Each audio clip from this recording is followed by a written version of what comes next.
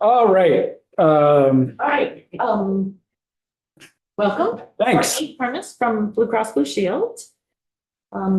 Wanted to know if you wanted to comment on, well, I'd like your take on a lot of the changes. I do wanna, if you could, you've testified already on sections 1 and 2. Mhm. If you could just sort of, I think, weigh in on the difference between 2 picks by the governor or 1 pick by the governor and the legislature.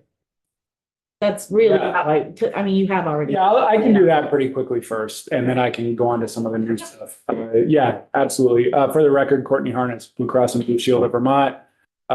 Just some words that I heard as the committee was discussing the differences in some of the language with how people get appointed or who. One word was precedent. And so just want to make sure that the committee is aware that the reason that there's no language for any of this is because it is the first time anyone's ever done it. And it is in fact unique and is setting precedent for the 6,000 plus other nonprofits that exist in the state of Vermont. So if I were them, I would be really scared about this. And I'm sure that they are. So the precedent was number 1. Related to the process, this would be my opinion on a nomination committee. Frankly, that's our preferred method, but that would more than likely require money from the administration. Because my understanding is the Green Mountain Care Board nominating committee gets a per diem and a stipend. So if we were looking for affordability, that would probably not be the best pathway. Would be the most fair, but probably not help us on affordability. I think another word that I heard was competition. And I can say pretty confidently that if Blue Cross and Blue Shield has board members appointed by the governor, if I were a competitor, I wouldn't be super psyched about jumping into the Vermont state market. So I would just maybe say that on competition. I heard the word transparency, and I would ask what information anyone will get that they can't get tomorrow from these 2 provisions. Because if it is ordered, we have to provide it.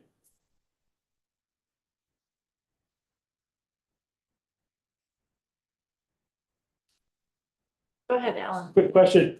How many other nonprofits would be in a situation of setting a precedent? Well, I'm just saying there's about 6,500 nonprofits in the state of Vermont. And if we wanted to look at the financial performance of all of them. Yeah, okay. Yeah, okay, that's what I'm saying. Yeah. Thanks. Yes. I'm just wondering how many of all those nonprofits are equivalent to your role in the state, which is pretty unique in your relationship to Vermonters. Yeah, I would speak more to their size and scope for the communities that they serve. And so I have a history in the mental health and substance use disorders space, and Recovery Partners of Vermont were in the cafeteria this morning. They're pretty close to my heart. I would say that for the people that they serve, they're equal. And our budget size, any quasi-public status, any financial stress is not any different than any other nonprofit in the state of Vermont. So from when I say precedent, that's what I mean. Because I don't believe that size, scope, or anything else is taken into consideration in the current language of the bill. So process is another one, and it dawned on me as the committee was having this discussion with DFR that I'm not sure that anyone has actually heard our process for either board recruitment and vetting or our current. We already have a compensation committee, but it occurred to me that the committee has not heard our full and complete process, which, by the way, is also being updated as we speak for the last 2 months. So not to say I'm not going to dive into that now, because I did promise I would be brief and then go on to the other portions of the bill. But if the committee were interested in learning what we actually do right now and the technical rigor behind it and the lengths and depths and money that we spend to make sure that it is independent and accurate, we'd be happy to do that. I would also say lastly, if DFR does decide that it's not sufficient, we would ask that there's language put into the bill around who helps them decide that. Because there is decades of experience and costs that go into deciding that. And we don't do that. That's why we hire someone to do it. And if they decide to hire someone else, I believe that's an RFP process. If it's hired through the state, which will also cost money, which I have a hard time understanding how that helps affordability. In any case, I'll say I think the two new things, the health sharing plans, I think we're really interested in just learning more about. I thought that was discussion with Mary last week was really, frankly, interesting to me. I learned a lot about that. And relative to out-of-pocket maximum, of course, something that we support from the perspective of it does allow us some flexibility in benefit design. I think particularly what I understand from our actuaries is that large groups in particular would really appreciate the flexibility that this particular component of the bill would allow us. In terms of actuarial value or what it does on premium, my understanding is that it's negligible. But it's more about, and Commissioner Sampson did a really good job of talking about this when he referenced benefit design, just some flexibility and different options for folks, just some ways for people to better pick and choose and decide what fits their needs, I think would be really good. It's a good question about that. Yeah. Keeping in mind that I am not an actuary in any way. Me either. I'm Barely curious. pronounce the word. Yeah. So, they come up with kind of the value of a plan. Right. And so if one would, and I'm thinking about this in the most simplistic terms, and I am probably wrong, but I am thinking that if they're coming up with the value of a plan, they have to sort of measure what the average out of pocket will be. So if one, like the prescription deductible is $1,200 and the medical out of pocket deductible is, or the not out of pocket, but the deductible is say $3,500 Yep. or $3,000. If they're both equal, would that allow severely for the total out of pocket or deductible to come down? I mean, if they met in the middle, it wouldn't be like you're just putting everything up to the top. You would have to actually reduce. So could that possibly reduce out of pocket for everyone, not just a few? Yeah, I'm glad that you asked it the way that you asked it, because that's exactly how I sound when I ask our actuaries that question. And so the answer that I got was there's little change to the actuarial value, and because of that, there's negligible difference in premium. Negligible doesn't mean nothing. So, there may be some slight downward movement. I think the word from our actuaries is that it just shifts the cost sharing, because people will pick different plans based on the design, to your point, of what the deductibles and out-of-pockets are. So it's a good thing that we actually think, like I said, opens up flexibility and options for people. And frankly, where we are now, we agree with DFR. If that's all we give to people is better options for them personally, we're in a pretty good spot. So we're happy to support language that does that. Absolutely. Are there any examples of other blues in the country who do have a process of a governor or legislative body appointing board members? No. in fact, all of the other states that have ever brought forward any legislation remarkably close to this has been never passed. It's a good question. I'm glad that you asked it. Me too.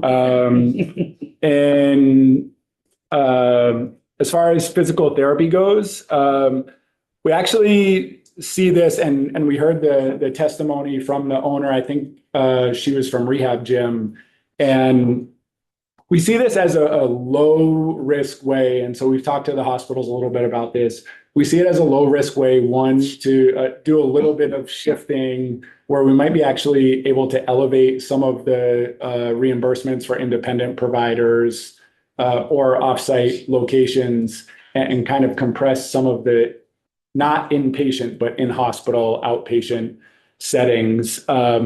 We talked with folks about this a couple of weeks ago, and in talking about the implementation, we feel like it's a pretty quick turnaround. It's not anything where we think Vaz might completely tell me I'm crazy on this one, but it doesn't seem like it would be something that would be detrimental to hospitals, but it's enough where we could gather some good data and feedback to report on in March of next session, to then whether or not we wanted to go further with other options. And so we anticipate, we put some data together, and again, this is just Blue Cross, so there's 400,000 other Vermonters not covered by us, but we offer, I think, 30 visits in all of our plans for physical therapy. So most people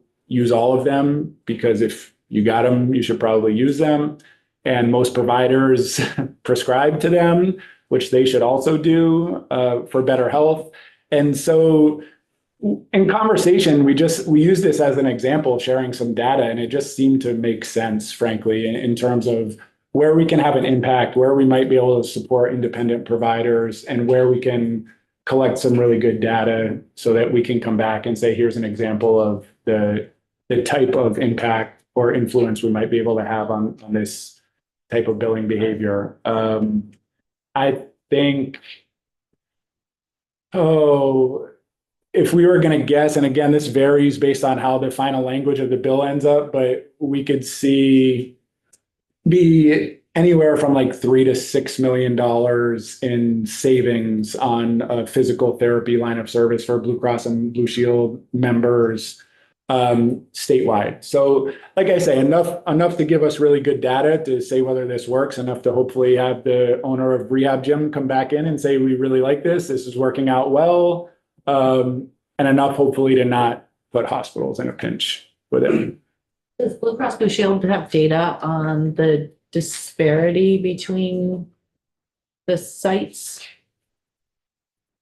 Yeah, we can give, I mean, Would you be willing to share that with the committee in written testimony? yeah, I can certainly share, and again, I'll give you a range just based on a story that we've shared in testimony previously, and how the physical therapy example itself actually came up. One of our executive team members went to a hospital-owned offsite physical therapy location, and the professional fee schedule for that location was about $85, and his bill was for closer to $400 because it was billed as an outpatient setting of that hospital because it was a hospital-owned location. So, when we talk about numbers, we go, okay, that's $300 over 30 visits for one person. It really adds up over time.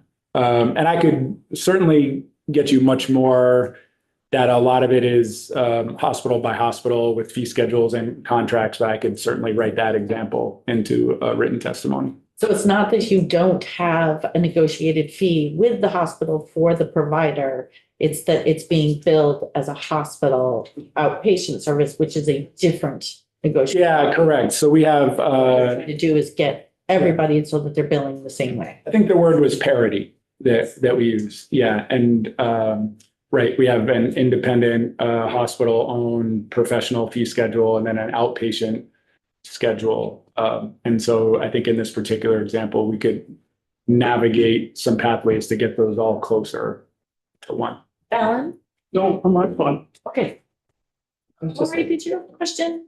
Okay. Exercise. And I think the other stuff in here is, you know, we've already set our support for, you know, whether or not there's any positive or negative outcomes. I think we've already testified to that stuff. So I'm happy to say more on any particular pieces of it if anyone is feeling really interested. Any questions? All right. Thank you. Thank you. Yes, And if you could share written testimony with us on that, that would be absolutely. helpful. The example, just the one example, okay? Or would you prefer a broader? You know, just sort of speaking to the physical therapy piece and why we decided to Yeah. elaborate on that. Absolutely. Thank you. We wanted. Others. Okay. Want to come on up? I saw you like stand up. In the right order. If I'm out of order, let me know. I just Point of assume order. what's next. Thank you for having me here today, Devin Green, Vermont Association of Hospitals and Health Systems. I'm guessing you would like me to talk about the site neutral piece. I did receive it yesterday evening. And so I haven't had the opportunity to go back to my members on it to, you know, get fully informed about the impact. But I would say that I appreciate this board narrowing the scope from a very broad scope that would have a big impact on our hospitals to something a little more targeted and providing the opportunity to study the impact. So thank you for that. I would also just want to say too that as we move forward, I'm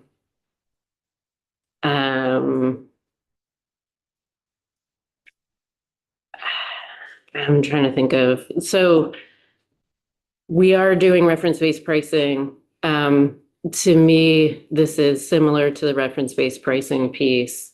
It would be helpful to remain consistent on that path going forward because it is, you know, the hospitals are locked into the affordability piece. That is the direction that they're going.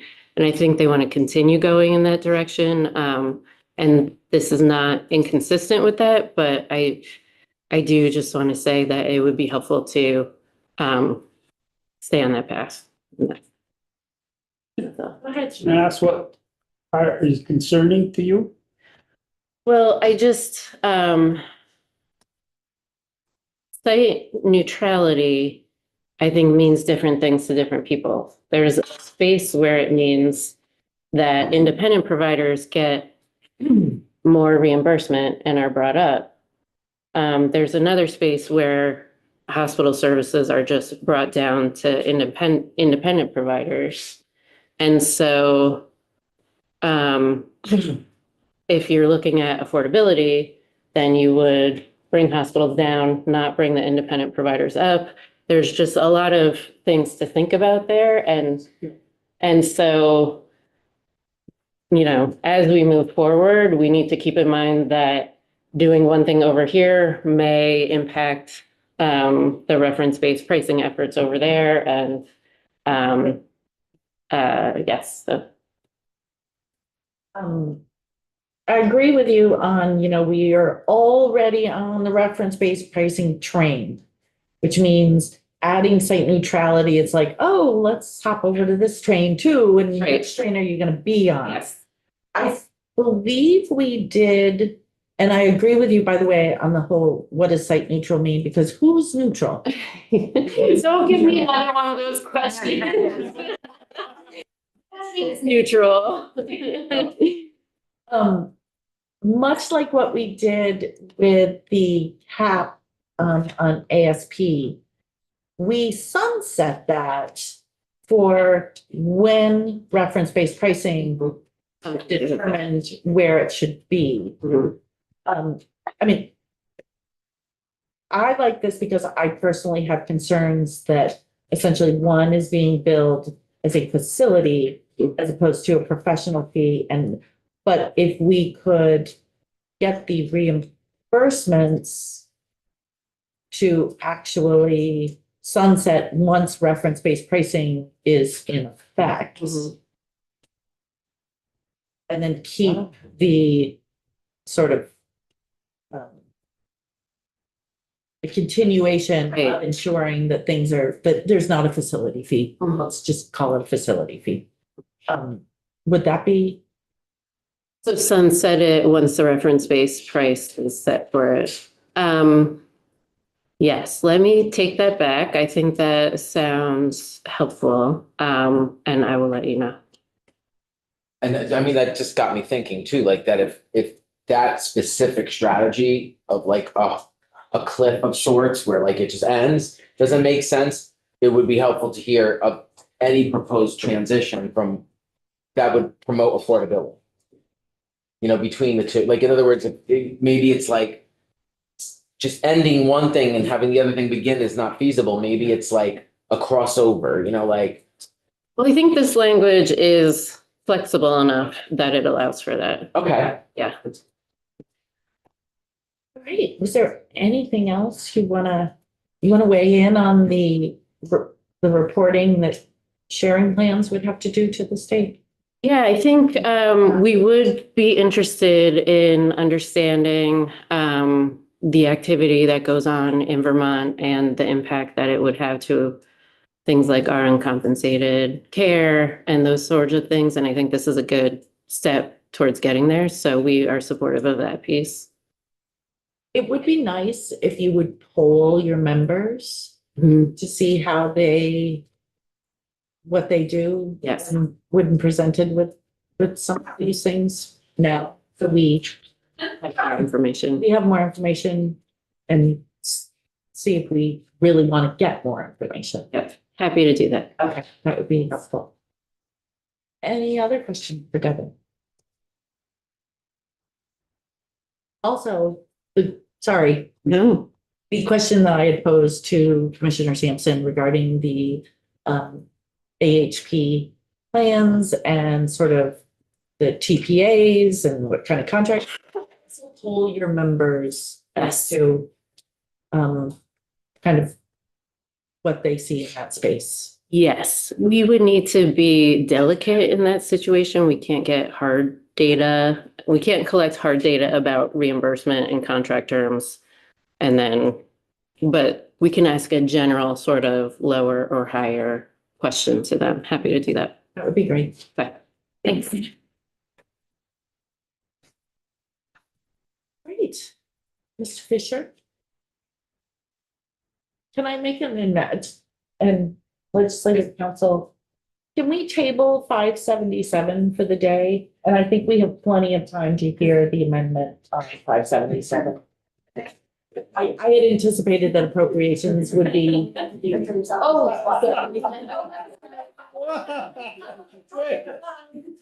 had anticipated that appropriations would be voting on it, but I think they're tabling it, so we're not gonna see it for a while, so we have time and we need a break. Okay, Good afternoon, Mike Fisher, healthcare advocate.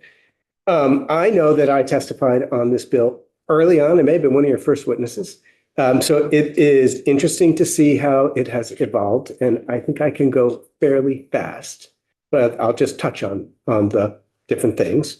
I support the board members on the Blue Cross Blue Shield. I personally would not, I also don't believe it is a make or break huge thing, will have any big impact. I think it to me feels, I think, more important in symbolism than in having any real outcome. And I totally understand why the legislature would say, hey, us too. There is balance of power there. But I don't think I would bother with creating a big nominating committee or anything. I think you want to do it, you just one member from the executive, one member from the legislature, in my opinion. Support the executive. So what you're saying is a board member from the legislature and the administration rather than just let the governor. No, picked by the administration and picked by the legislature. I guess let me say it again. I support the concept of putting public members on there. I understand why the legislature would say, we want to choose one too. I am not going to put a lot of weight into that distinction. I will say, because I've been around this business for a long enough time, I wouldn't put a lot of energy into creating a nominating committee. If you want to do it, do it. Have the speaker and the pro tem nominate him. Without any guidelines? I think that when you're appointing somebody to a position, you're trusting, expecting that person to appoint someone who's fit for the job. And that's the system we have. And I think there are guidelines in this bill on what their charge is. So go ahead, Brian. I was just gonna say, like, if it's not clear, would it hurt to add a few guidelines in that section of the bill, and just say, like, one member appointed by the governor, one by the legislature that meets the following criteria, and then at least it's clear somewhere in statute. I mean, I know that I hear your point that we would expect them to know. However, my experience in the political world is that when you don't set guardrails and people can do whatever they want, sometimes they do.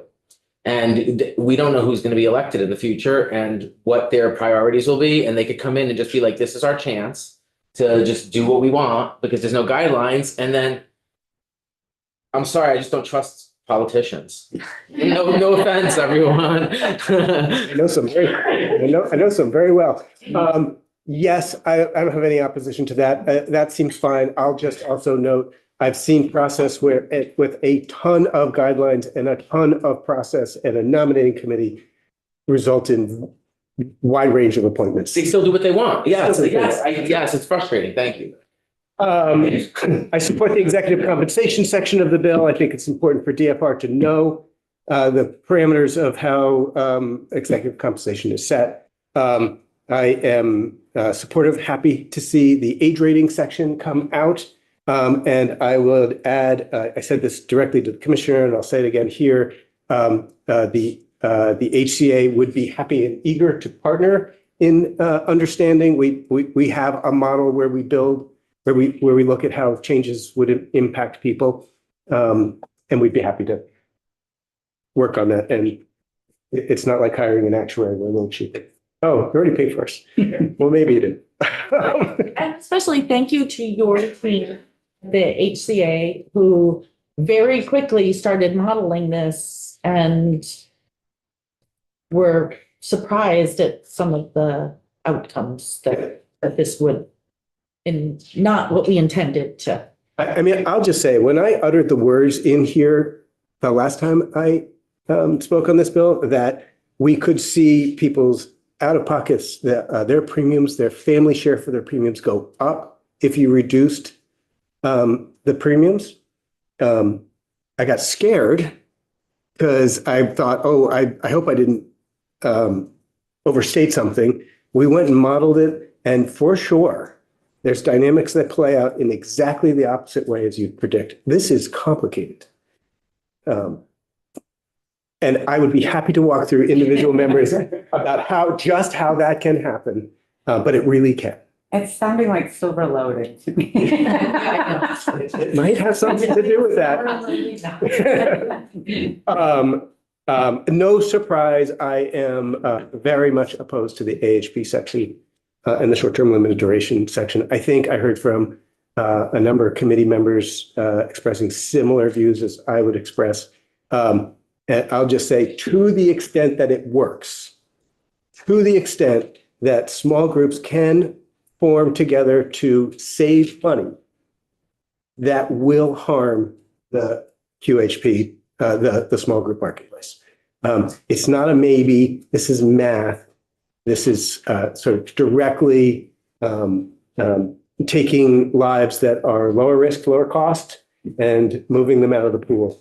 And there's some dispute about whether it will actually work, whether they'll be able to organize themselves to actually do it.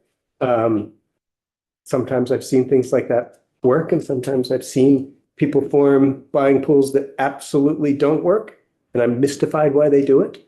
And I also understand the impulse. I heard the commissioner say, wow, this is not working. I agree. We have deep problems with what we're doing right now. I would argue this will make it worse. It is cannibalizing the small group. And if we're going to do that, we need a strategy for the small group, and I don't have one. So, enough said. Also concerned about the short-term limited duration section. We see people make very bad decisions for themselves in this space. And this maybe goes a little bit to section 10. I'm going to say both at the same time. Also very much support the getting data on health sharing ministries. People love their health insurance. People who have no claims only care about how much their premium is and love their health insurance if it's cheap.